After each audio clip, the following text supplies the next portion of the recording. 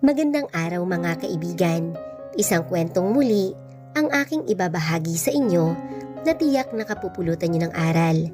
Pero kung bago ka pa lamang sa aking channel, ay pakilike po ng ating video. Paklik ng subscribe button, gayon din ng bell icon para lagi po kayong updated sa mga paparating pa na upload. Bago pa man maunahan ng kalaban, kami na mismo ng aming team ang maglalabas sa mga larawan. It's part of the plan. Hindi ko na rin sinabi sa pinsan kong si Leon para mas kapani-paniwala ang reaksyon niya at ng girlfriend niyang si Amara kapag nakita nila ang kanilang mga sarili sa malaking screen. As expected, biglang umalis si Amara pero agad kong sinenyasan ng isa naming tauhan para sundan ito. Bukod pa sa pagsunod ng isang security team ni Leon. Agad ko namang tinabihan ng pinsang kong si Leon at binulungan. Relax, it's part of the plan. This is the perfect opportunity. Hayaan mo, maya-maya lang ay i-release natin sa social media yung video interview na ginawa natin nung nakaraan. Ibinulong ko pa dito na umalis na siya dito sa party at sinabi kong saang room siya pupunta dahil nagsisimula na ang mga bulungan ng mga tao at sinabi ko na din na ako ang bahala kay Amara at susunod din kami sa room na yon. Nag-message sa akin ang isa sa mga tauhan ko. Nasa ladies room daw pumasok si Amara at hindi pa din daw nalabas at hindi daw sila makapasok dahil hinaharang daw sila ng babaeng kadate ni Derek na hindi daw sila pwedeng pumasok doon dahil tanging mga babae lang daw ang pwede. Bahagya naman akong natawa. May pagkamatapang pala ang babae. I think I kinda like her na. Hindi ko alam kung papaano napapayag ni Derek ang babae na maging date niya ngayong gabi. Mukhang wala na talagang kapera-pera ang kapatid ko at nagawa niya nga magdala ng matinong babae ngayong gabi. Yun nga lang ay hindi ko matandaan ang pangalan niya. Nakatanggap naman ako ng text message at sinasabi naman daw ng babaeng kadate ni Derek na wala naman daw dun sa Amara sa loob ng ladies room. Pero siguradong sigurado naman ang dalawa kong tauhan na doon pumasok si Amara. Sa isip ko, mukhang may binabalak ang dalawa. So nag-reply ako sa tauhan ko at sinabi na sakyan na lamang ang trip ng dalawang babae at bahagyang lumayo doon. Pero bantayan pa din ang kilos sa mga ito nang hindi nila nalalaman. Hanggang sa muli akong nakatanggap ng mensahe. Lumabas na daw ang date ni Derek sa hotel. Napatingin naman ako sa kapatid ko. Wala siyang kaalam-alam na naiwan na pala siya ng date niya. At tama nga daw sila, nandoon nga si Amara sa loob ng ladies room dahil lumabas din ito. Mga ilang saglit lang at halata daw nakabado dahil panay daw ang tingin sa paligid. Hindi naman daw sila agad nakita. At lumabas din daw ito ng hotel at nakita daw nila ang date ni Derek na sumakay sa kotse at sa tingin nila ay doon din pupunta si Amara. Sinenyasan ko ang isa kong tauhan para sumama sa akin para sunduin ng dalawang babae. Hindi sila pwedeng makaalis, lalong-lalo na si Amara. Nag-ring naman ang cellphone ko. Si Leon ang natawag at mukhang naiinip na. Pero ang bilin ko sa kanya ay magstay lang siya doon at ako ang bahala at dadalhin ko si Amara sa piling niya. Bakit ba kasi masyadong komplikado ang relasyon na pinasok ng pinsang kong to? Agad na kaming lumabas at para sundan ang dalawang babae. Hindi sila pwedeng makalayo. Kailangan ko silang maibalik dito sa loob ng hotel. Sayang naman ang pagiging givara ko kung matatakasan lang kami nila. Hanggang nasa harapan na kami ng kotse ng babae. Hindi ko alam kung bakit sa tapat ng convenience nito na i-park ang sasakyan. Sa dami-dami naman ng parking space dun sa hotel. Hinarangan ito ng dalawa kong tauhan para hindi makaandar. Kinato ko ang bintana ng driver's seat. Ibinaba naman ng babaeng kadate ni Derek ang salamin nito. Bago pa man ito makapagsalita ay inunahan ko na. Kung ayaw mong barilin ng gulong ng kotse mo, bumaba na kayong dalawa dyan at sumunod kayo sa akin. Ang utos ko na may kasamang pananakot. Dahil sa totoo ay medyo na-delay na ang sked dahil sa ginawang pag-alis ni Amara at gusto ko na ding matapos to. Tinakot ko na para mabilis silang mapasunod. Teka, bakit nadamay ako dyan? Pwede namang siya na lang ang bumaba. Tumutulong lang ako dito eh. Ang sagot pa ng babae na hindi ko nagustuhan. Kinuha ko ang barilang isa kong tauhan pero pagkaharap ko sa kanya ay nakalabas na pala ito ng kotse. Ito na nga lalabas na. Amara, lumabas na tayo. Sundin na lang natin tong si Medusa. Aba, ang tindi nitong babae na to binigyan agad ako ng bansag. Hindi ko na lamang pinansin ang sinabi nito. Nakita ko naman lumabas si Amara at umiyak kaya ibinalik ko ang baril sa tauhan ko at agad akong lumapit sa kanya. Don't worry Amara, kaya kita pinapasunod para makita mo ang mga susunod na mangyayari. Ipinapangako ko magiging maayos din ang lahat, kaya please, huwag ka nang umiyak at sumama ka na sa akin. Ang pangungumbinsi ko dito. Hindi naman ako naiyak dahil sa nangyari dun sa loob Umiiyak ako dahil gusto kong makita si Mama. Kailangan niya ako ngayon. Please, kung alam mo kung nasan siya, ihatid mo ako sa kanya.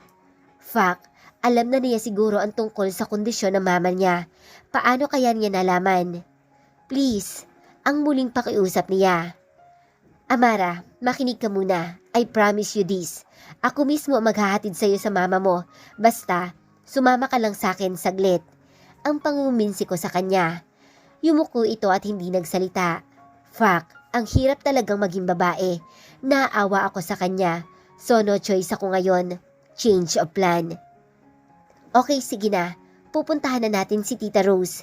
Ang sabi ko sa kanya at nagulat naman ako sa ginawa niya dahil bigla niya akong niyakap. Thank you, maraming salamat. Ang mahina niyang sambit at rinig ko ang paghikbi niya. Sinabihan ko ang isa kong tauhan na kunin ang sasakyan. Bigla ko namang nakita ang magaling kong kapatid na si Derek. Oh, anong trip niyo mga beautiful ladies at nagkukumpulan kayo dito? Sinamaan ko siya ng tingin dahil wala sa lugar ang pagjo-joke niya. Alis na ako, mahirap na baka madamay pa ako sa galit ng kapatid mo. Ang sabi naman ng kadate niya na tinatakot ko kani-kanina lang. At muli na nga itong pumasok sa kotse niya at ang kapatid ko naman ay halos magkandara pa sa pagsunod sa babae. Babe, wag mo naman akong iwan dito. Ang sabi nito sa babae. Magjowa ba sila? Bakit babe ang tawag niya? Bago pumasok sa loob ng kotse ang magaling kong kapatid ay tinawag pa ako. Ate, transfer mo na lang I love you. At pagkatapos ay pumasok na ito at tumabi ng upo sa babae hanggang sa makaalis na sila.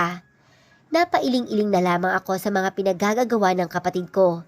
Sakto naman na dumating na ang sasakyan. Pinapasok ko muna si Amara sa loob. Tatawagan ko muna si Leon. Hello? Change of plan. Alam na niya ang tungkol sa kalagayan ni Tita Rose.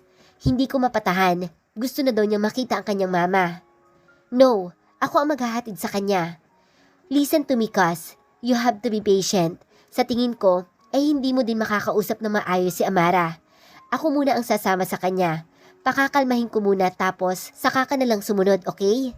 At agad ko nang ibinaba ang tawag para hindi na ito makapagprotesta pa. At kilalang kilala ko na ito. Baka nga ngayon ay palabas na ito para puntahan kami. Hindi ko na na-anticipate na doble palang problema ang kakaharapin namin ngayong gabi. Pero yung una muna ang kailangan naming ma-resolve, kaya tuloy ang plano. May denial ako na numero sa cellphone at muli ko yung itinapat sa tenga ko. Pagkasagot pa lang ng tawag, ay agad kong ipinag-utos na. Upload the mayor's interview now. Amara POB. As usual, hindi rin umubra ang balak nami ni Patty. Ngayon masasabi ko talaga na makapangyarihan ang pamilya ni Leon. Hindi man lang ako nakapagpaalam at nakapagpasalamat kay Patty bago ito umalis dahil kahit hindi man natuloy ay willing naman siyang tumulong sa akin. Laking pasasalamat ko naman na pinagbigyan ako ni Ate Denise at ihahatid niya ako sa kinaroroonan ni Mama. Pinauna niya ako sa pagsakay sa loob ng sasakyan. May tatawagan lang daw siya saglit. Pero sa isip ko, malamang si Leon ang tatawagan niya. Naalala ko bigla ang aking cellphone, kaya kinuha ko ito sa loob ng aking evening bag. Ang daming missed call ni Leon at ni Clarissa at may text message din. Pero wala ako sa mood basahin yon nang bigla naman itong nagring. Clarissa is calling. Wala pa man si Ate Denise, so nagpasya naman ako na sagutin ang tawag. Hello? Hi, salamat. Sinagot mo din ang tawag. Nasaan ka ba ngayon? Kumusta ka na? Sa tono ng pananalita ni Clarissa, ay parang alam ko na kung anong nangyari. Malamang, Kalat na sa social media ang picture namin ni Leon. Parang naiiyak na naman ako kahit katatahan ko lang. Actually, I'm not okay. May kailangan lang akong puntahan, pero don't worry. Wala naman akong ibang pwedeng gawin kung hindi kayanin ang lahat ng to. Okay, basta update mo lang ako ha. At kung kailangan mo ako kahit nasan ka pa, pupuntahan kita. Salamat, Clarissa. Muli kong itinago ang cellphone ko sa bag ko at sakto naman na pumasok na si Ate Denise sa loob ng sasakyan at ngayon nga ay magkatabi kami sa backseat ng sasakyan. Nakatuon ang atensyon niya sa kanyang cellphone habang ako naman ay nakatingin lang sa labas at pinagdarasal na sana ay okay lang si Mama at hindi ganun kalala ang kondisyon niya dahil hanggang ngayon ay hindi pa din nawawala ang kaba ko. Yes, they fucking love him. Napalingon ako dahil sa sinabi ni Ate Denise. Ano kaya ang pinapanood niya sa kanyang cellphone? Panay ang scroll niya. Nang masilip ko ay parang may mga binabasa siyang comment. Nag-angat siya ng tingin sa akin. You need to see this. At inabot niya sa akin ang cellphone. Holy shit, parang ang bilis naman ata. Binasa ko ang caption sa ilalim ng video. Exclusive live interview with Mayor Leon. Agad kong pinindot ang play button. Nakaupo si Leon sa isang single couch at ini-interview siya ng isang sikat na female blogger. I wonder kung kailan ito at kinuhanan dahil malinaw na hindi ngayong gabi ito. Pero pinalabas lang na live ito. Mukhang handang-handa ang team niya. At ito na nga, maglalabas na agad siya ng statement regarding sa issue ng relasyon naming dalawa. Tumingin ako kay Ate Denise at hindi ko napigilang mag-comment. Pero hindi ito live interview, diba? Ang sabi ko na parang hindi rin ako sigurado. Nagpakawala naman ito ng isang mahabang buntong hininga. You know, Leon is in politics and sometimes you've just gotta do what you've gotta do at since may understanding kayong dalawa, dapat ngayon pa lang ay maintindihan mo na kung anong klaseng mundo ang gagalawan ninyo. At isa yan sa mga dahilan kaya pinapasunod kita kanina. Gusto ko muna magstay muna kayo doon sa isang room sa hotel para isipin din ng mga tao na nasa party kanina talagang live yan dahil pareho na kayong nawala sa event. Napatango na lamang ako sa sinabi ni Ate Denise at muli kong itinuon ang paningin ko sa cellphone para mapanood ang kabuuan ng kunwaring live interview. Sa unang bahagi ng interview, ay ipinapakita muna ang magagandang nagawa niya sa bayan ng nasasakupan niya hanggang sa mapapunta na sa pangalawang bahagi ng interview about sa political scandal na kinahaharap niya. So, papunta naman tayo sa usaping pag-ibig, Mayor? Ngumiti naman si Leon at talagang naka-close up pa ang kuha nito sa kamera. Kitang-kita tuloy ang taglay na kagwapuhan nito. Oh my God, Yorme, kinikilig ako sa pag-smile mo. Ang maharot na sabi ng vlogger at tila nagpapatawa pa. Hindi naman kasi ito professional na host talaga, kaya siguro ganun ang reaksyon ng mukha niya and the way ng pagtatanong niya. Sikat kasi itong vlogger at nasa milyon ang followers niya sa iba't ibang online platforms account na meron siya. Kaya siguro siya din ang napili ng team ni Leon na magawa ng interview. So, eto, seryoso na talaga, Mayor. Mainit-init pa na issue to. Yung mga kumakalat na picture na may kasama kang girl, pero hindi lang siya basta ibang girl. Bali-balita na stepsister mo daw to. Sino nga ba si Miss Amara sa buhay ni Mayor Leon Guevara? Pagkatapos sabihin ng vlogger ang tanong niya, ay lumabas saglit sa screen ang picture namin ni Leon na nakaakbay siya sa akin. Pero wait, parang ang tagal na ng picture na yon. Kuha iyon sa resto bar ng Ninong Omar niya at kung hindi ako nagkakamali, ay si Clarissa ang kumuha ng larawan na yon. Parang nabasa naman ni Ate Denise ang timbre ng mukha ko dahil nagsalita siya. Amara, huwag ka nang magtaka. We have our ways para makakuha ng kopya na yan. May iba pang picture na ipinakita. Yung iba ay halatang stolen shot. May kuha na palabas kami ng sasakyan. Meron din kuha na magka-holding hands kami paglabas ng isang restaurant. Pero pareho pa kaming nakakap at naka-shades, pero nakilala pa din naman kami.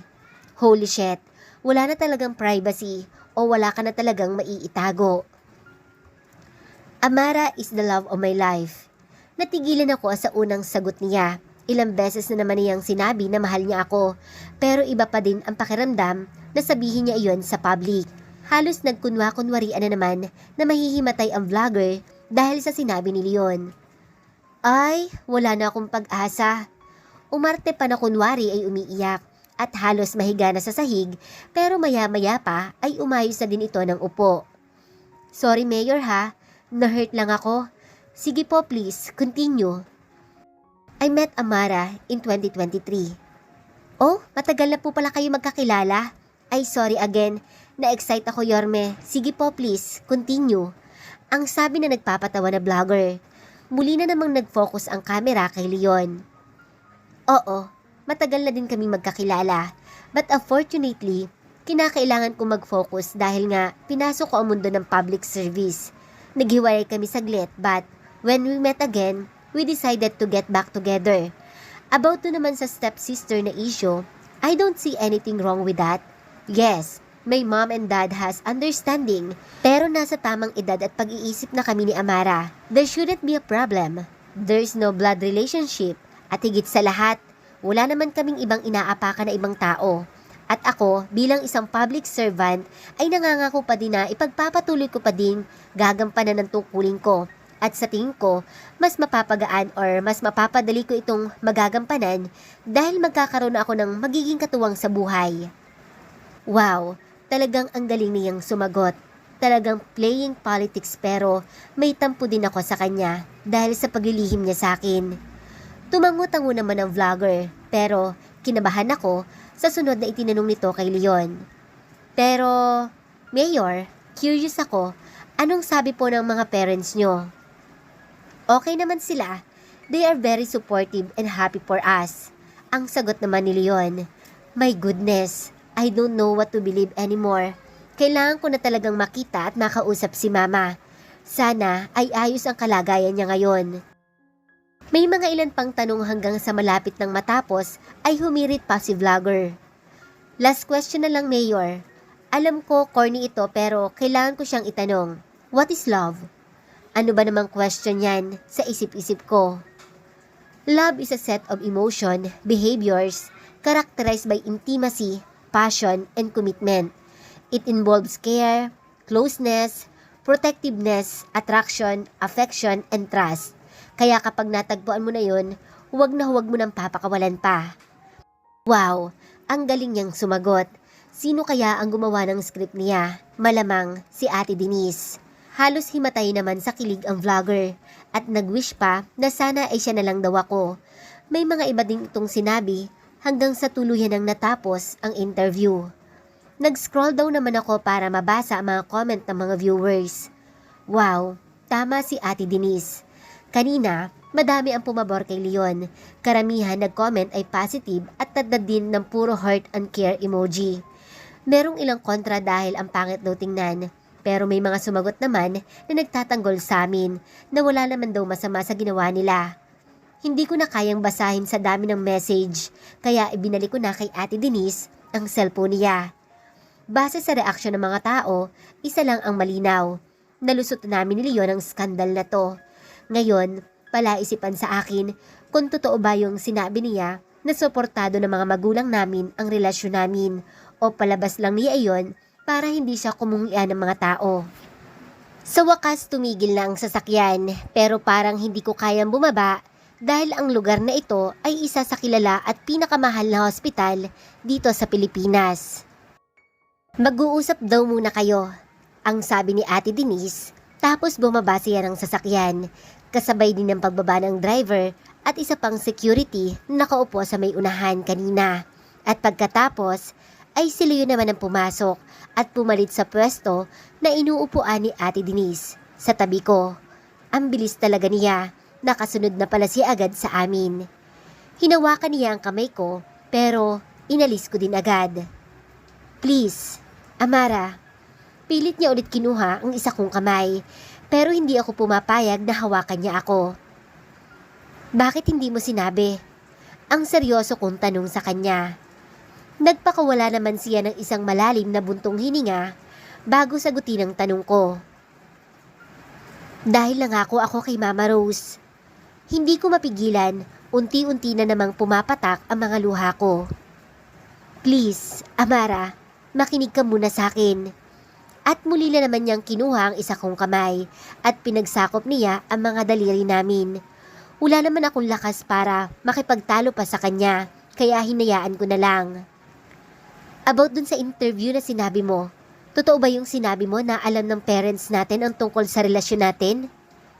Hinawakan niya ang isa kong pisngi at pinagbunggo niya ang aming mga noo. Oo, alam na ni Mama Rose ang tungkol sa relasyon natin. Matagal na, kinumpronta niya nga ako minsan dahil napansin niya na panay ang tanong ko tungkol sa'yo at wala akong nagawa kung hindi sabihin sa kanya ang totoo. Ang sabi niya, may kutob na siya pero hindi lang siya nagsalita. Nagpaalam pa nga ako sa kanya na puntahan kita sa Maynila pero pinigilan niya ako dahil ang sabi niya, hindi pa yun ang tamang oras para sa ating dalawa at hayaan daw muna kita at alam niya na babalik ka din at tama nga siya. Bumalik ka sa akin. Dinampian niya ako ng banayad na halik sa labi. What? All this time, alam ni Mama ang lahat-lahat. Patuloy pa din ang aking mga luha sa pagpatak. Tinanggal niya ang pagkakahawak sa kamay ko para punasan ang mga luha ko gamit ang dalawa niyang kamay. At ngayon ay nakatitig kami sa isa't isa. About sa hindi ko pagsabi tungkol sa kalagayan ni Mama Rose, ng mama natin, I'm so sorry sweetie. Pero ipinangako ko, sasamahan kita sa bawat magiging laban ng buhay.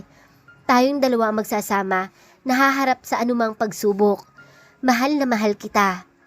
Dahil sa mga sinabi niya, hindi ko din napigilan, hinawakan ko din ang magkabilang pisngi niya at ako naman ang nagawang maghalik sa labi niya habang patuloy pa din ang pagpatak ng mga luha ko.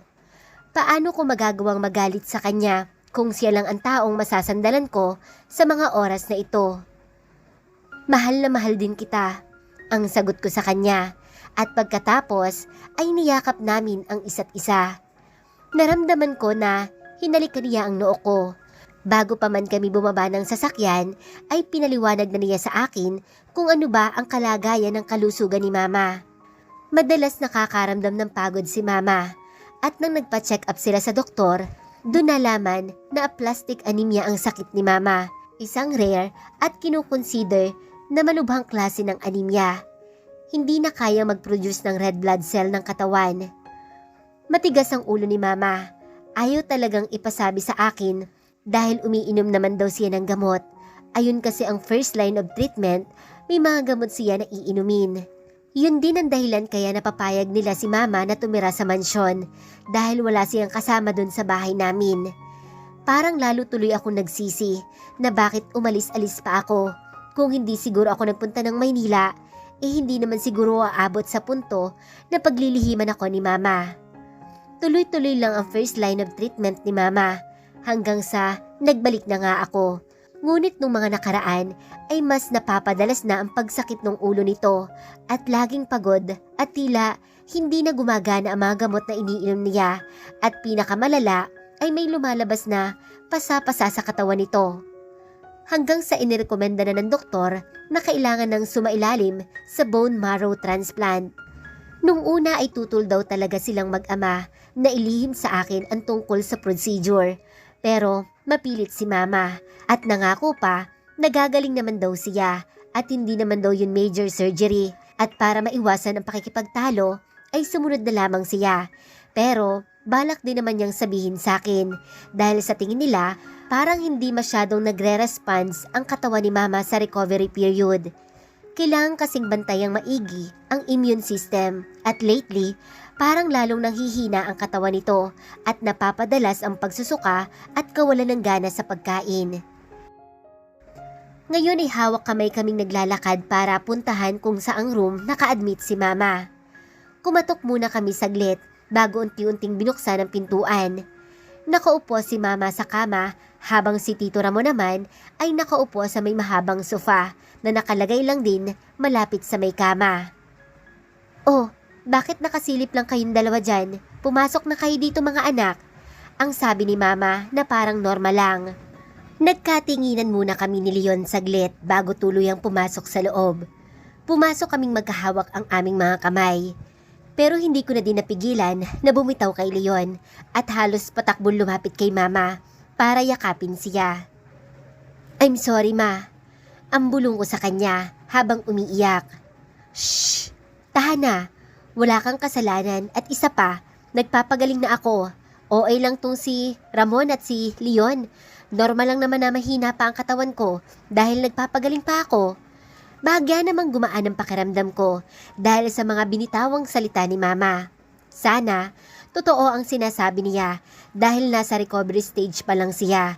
Pero sobrang saya ko dahil isa lang ang ibig sabihin sa mga sinabi niya. Positive siya at naniniwala siya na gagaling siya. At malaki ang matutulong nun para sa recovery niya. Oh, Leon, huwag kang tumayo lang dyan. Pumunta ka dito, yakapin mo din ako. Bahagya naman akong natawa sa sinabi ni mama, kahit may luha pa ang mga mata ko. Lumapit din naman si Leon at nakiyakap na din. Kung talagang mahal niyo ang isa't isa, ay maluwag kong binabasbasan ang relasyon yung dalawa. Binabasbasan namin ang relasyon yung dalawa. Ang singit naman ni Tito Ramon at sumama na din ang yakap sa amin. O siya tama na, hindi na ako makahinga, ang sabi ni mama at halos natawa naman kaming lahat. Nagkausap naman si Leon at ang doktor at ipinaliwanag na normal lang ang reaksyon ng pagsusuka at walang gana sa pagkain ni mama dahil nag-a-adjust pa ang katawan nito dahil nagsisimula pa lang mag-produce ng new blood cell ang katawan. Tama nga si mama, overacting lang ang mag-ama. Pero, normal lang din naman yon na mag-alala sila kung ganun ba naman ang nakikita nilang kalagayan niya. Tuluyan naman akong nakahinga ng maluwag ng mismong doktor na nagsabi na si tingin niya ay maganda naman daw ang response o result ng procedure at tuloy-tuloy na ang paggaling ni mama. Yun nga lang ay kailangan pa nitong panitilihin sa hospital dahil kailangan pa rin nilang i-monitor ito ng maigi. Dahil kailangan ako ni mama, ay nagpaalam na ako kay Leon na hindi na ako papasok sa tanggapan niya dahil gusto ko na ako ang magbantay, mag-alaga at mag-asikaso kay mama. Bumalik kami sa hotel sa pagmamay-ari ng pamilya ni Ate Denise. Doon muna kami magstay pansamantala. Nagbihis lang muna kami saglit at bumili din ng mga ilang damit at gamit na kakailanganin ko dahil nga ako muna ang magbabantay kay mama sa hospital. Kailangan pa naman niyang mamalagi doon ng 1 buwan o kung kailangan sabihin ng doktor na pwede nang i-discharge si mama para makauwi na kami. Ano ka ba? Kahit hindi ka na magpaalam, ang nakangiti na sabi ni Leon. Wait, parang masaya siya na hindi na ako papasok. Bakit ganyan ka makangiti? Ang tanong ko sa kanya. Bakit? Masama ba? Ang nakasmile pa din na sabi niya. Siguro dahil kayo na lang ni Giovanna ang magsasama doon, ang nakasimangot kong sabi sa kanya. Bigla naman siyang tumawa sa sinabi nito. Sweetie, selosa ka talaga at isa pa, babalik na si Emmanuel. Relief employee lang talaga siya. Gusto lang talagang tumulong ng tao. Ang pagpapaliwanag niya, pero hindi ko nagustuhan yung sinabi niya na nagsiselos ako. At bakit naman ako magseselo sa inyong dalawa? Nakakasuka lang? Pero shit, pagkatapos kong sabihin yon at tila bumaliktad ang sikmura ko at bigla-bigla akong naduwal. Agad akong pumunta sa banyo pero parang lalabas talaga kaya wala akong nagawa kung hindi ang tumapat sa toilet bowl at doon nagsuka. My goodness, ano bang nangyayari sa akin? Naramdaman ko naman ang kamay ni Leon na humahagod sa likuran ko. Tumayo ako at pinindot ang flush. Lumapit ako sa may sink at kinuha ko ang mouthwash para magmumog at para maghugas na din ng kamay habang si Leon naman ay may hawak na towel at hinihintay na matapos ako. Inabot niya sa akin ang towel at nakangisi. Kakaiba ang ngisi niya. Ano kaya ang iniisip niya? Oh, bakit ganyan ang mukha mo? Ang tanong ko sa kanya. Sweetie, kanina yung smile ko lang ang pinag-iinitan mo. Oh, bakit ngayon mukha ko na? Ang natatawang sabi niya. Dahil wala akong tiwala sa'yo, parang may gagawin ka. Niyakap niya ako sa may likuran ko at bumulong. Oo, bago natin puntahan si mama, ipapacheck up muna kita. Sabay hawak niya sa tummy ko. Nahulaan ko naman ang nasa isip niya. Iniisip niya, na baka buntis ako. Tumigil ka nga, hindi ako buntis. Ang sit ako sa kanya. Gaano ka ka-sure? Ang tanong niya. Holy shit, parang hindi nga ako 100% na sure dahil nga may isang beses na nakalimutan kong uminom. Pero isang beses lang yon. Sobrang tindi naman kung nakalusot agad ang sperm niya. Basta, sure ako, ang confident na sagot ko sa kanya. Congratulations!